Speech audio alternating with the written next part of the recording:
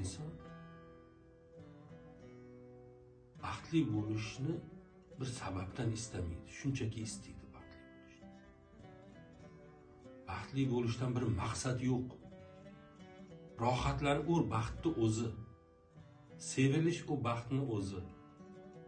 Xotirjam bo'lish u baxtni o'zi. Xotirjam bo'lish uchun baxtli bo'linmaydi.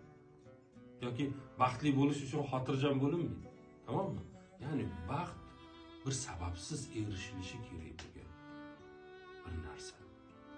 Bu dunyoda har narsa bir maqsad bilan qilinadi. Ammo baxtli bo'lish bu tamal istakdir. U bir sabab, bir maqsad bilan qilinmaydi. Bu insoniyatni ushlab turgan, yashatib turgan asosiy istagidir. Bütün harakatlari, bütün istiroblari, bütün kuchi, g'ayrati u uchundir.